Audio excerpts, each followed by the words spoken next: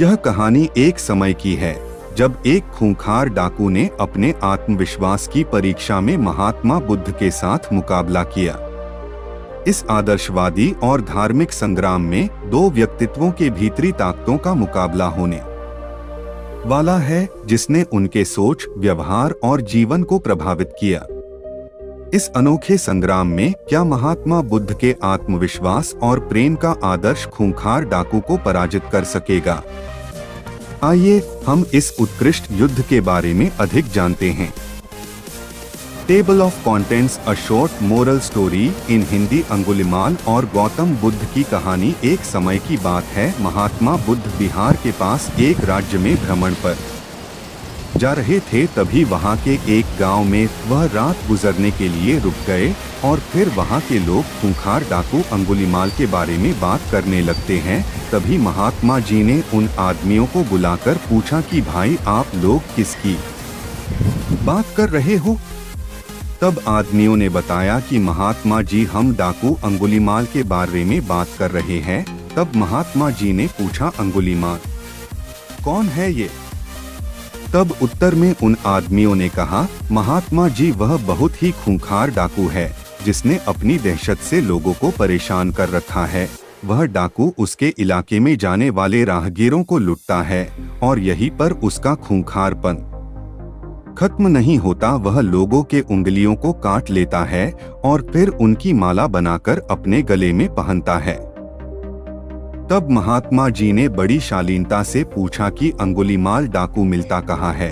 तब उन लोगों ने जवाब दिया कि वह यहाँ से कुछ दूरी पर चलकर एक घनघोर जंगल है, वही उस अंगुलिमाल डाकू का बसेरा है।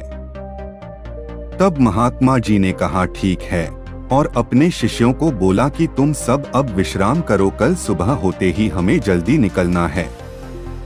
सुबह हुई और महात्मा जी ने अपने शिष्यों को कहा कि चलो शिष्यों, अब हमें उस जंगल की ओर प्रस्थान करना है। तब सभी शिष्य डर गए और बोले, जंगल की तरफ? लेकिन गुरुजी, वहाँ तो डाकू अंगुलिमाल का वास है। अगर हम वहाँ जाएंगे तो वह हमें मार डालेगा और हमारी अंगुलियां काटकर उनकी माला बनाकर धारण करेगा। तब महात्मा जी बोले कि शिष्यों, कभी भी किसी परिस्थिति में डरना नहीं चाहिए। लेकिन कोई बात नहीं, अगर तुम लोग नहीं जाना चाहते तो कोई बात नहीं, मैं तुमको वहां जाने के लिए बाध्य नहीं करूंगा, जैसी तुम्हारी इच्छा। महात्मा जी जंगल की तरफ प्रस्थान करने के लिए ज्यों ही प्रस्तुत हुए, गांव के लोगों और शिष्यों ने उन्हें बहुत रोका, लेकिन वह नहीं माने और जंगल की ओर चल पड़े। और फिर अंततः वह जंगल पहुंच गए जहां कि अंगुलिमाल रहता था। जब उस डाकू की नजर महात्मा जी पर पड़ी, तब वह महात्मा जी को बड़े आश्चर्यजनक तरीके से देखने लगा और सोचने लगा कि इस जंगल में आदमी साथ मिलकर भी नहीं आते और यह यहाँ अकेला चला आया। तब उसने महात्मा जी से पूछा कि कौन हो तुम? महात्मा जी ने कहा, मैं एक राहगीर हूँ। अंगुलिमाल ने कहा, भाई तुम यहाँ अकेले आ गए हो, तुम्हें पता नहीं मैं कौन हूँ? तब महात्मा जी ने जवाब दिया कि हाँ, तुम भी मेरे ही तरह एक इंसान हो। तब अंगुलिमाल ने कहा कि लगता है तुम इस जगह नए आए हो, तुम्हें शायद मेरा नाम नहीं पता, उसने बड़े शालीनता से कहा। महात्मा जी ने कहा, मुझे तुम्हारे बारे में गांव वालों ने बताया था। तब अंगुलिमाल ने कहा, फिर भी तुम यहाँ चले आए, तुम्हें मुझसे डर नहीं लग रहा क्या? तब महात्मा जी ने कहा कि डर कैसा, मुझे तुमसे क्यों डर लगेगा? तब वह डाकू गुस्से से लाल पीला होकर महात्मा जी को घूरने लगा और कहने लगा कि तुम्हें नहीं पता कि मैं कितना ताकतवर हूँ। मेरे डर के कारण यहाँ अच्छे से अच्छे दिग्गज आने की हिम्मत नहीं करते और तुम यहाँ मरने चले आए हो। तब महात्मा जी ने कहा, ताकतवर में तो तुम्हें ताकतवर नहीं मानता। तब तो गुस्से से लाल आंखें करके वह डाकू महात्मा जी को देखने लगा। तब अंगुलिमाल ने कहा कि तुम्हें नहीं पता कि मैं कितने आदमियों को मार चुका हूँ। मेरे गले में यह माला देख रहे हो, मैंने उन आदमियों को सिर्फ लुटता नहीं हूँ बल्कि उनके हाथ की उंगलियां को काटकर अपनी माला में पिरो लेता हूँ। यह कहते हुए अंगुलिमाल जोर जोर से हंसने लगा। महात्मा जी मंद मुस्कान के साथ हंसने लगे। तब वह डाकू आश्चर्य से महात्मा जी को देखने लगा और सोचने लगा कि अरे यह कैसा इंसान है, मुझसे डरने की बजाय यह हंस रहा है। तब अंगुलीमाल ने कहा कि लगता है तुम्हारा मानसिक संतुलन ठीक नहीं है, यह सुनकर तुम्हें सदमा लग गया है। महात्मा जी ने कहा मुझे कोई भी सदमा नहीं लगा और न मेरा मानसिक संतुलन खराब है। अंगुलीमाल ने कहा तुम्हें मुझ जैसे ताकतवर डाकू से डर नहीं लग रहा, और यह सब सुनकर भी तुम मेरे सामने खड़े हो, यह उससे भी ज्यादा आश्चर्य की बात है। तब महात्मा जी ने कहा कौन ताकतवर?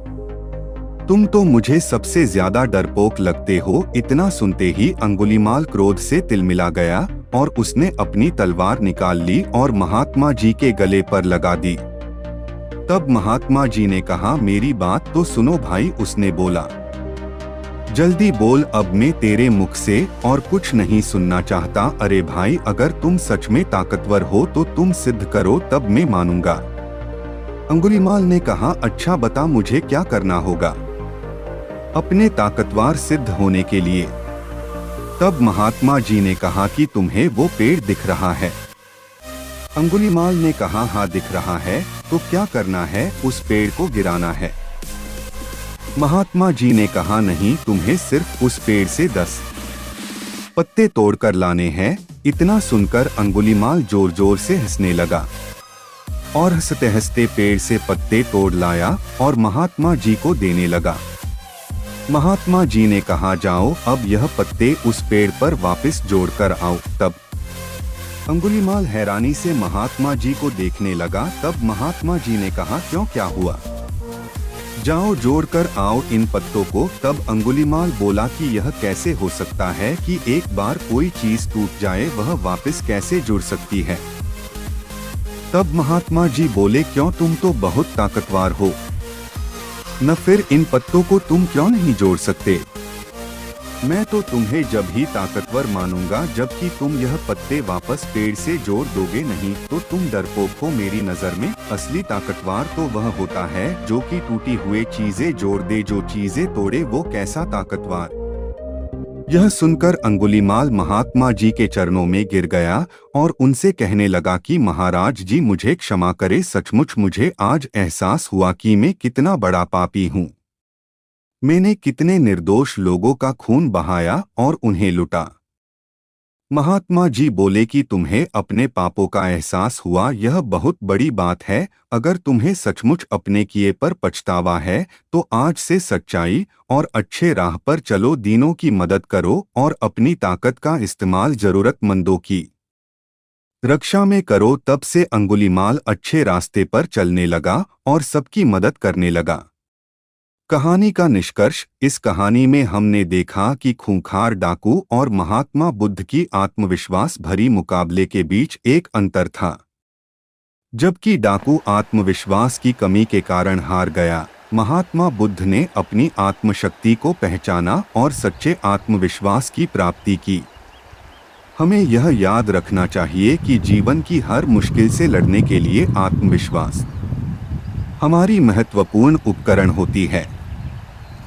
हमारी जीत या हार आत्मविश्वास पर निर्भर करती है, और जब हम सही तरीके से आत्मविश्वास को समझते हैं और उसे विकसित करते हैं तो हम सचमुच अपारतंत्री हो सकते हैं। तो अगर आपको यह पोस्ट अच्छा लगा हो तो अपने परिवार और दोस्तों के साथ जरूर शेयर करें।